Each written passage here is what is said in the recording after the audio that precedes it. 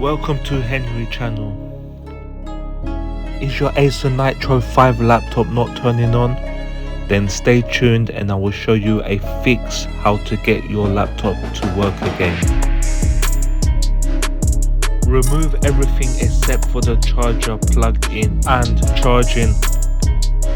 Hold the power button for 30 seconds.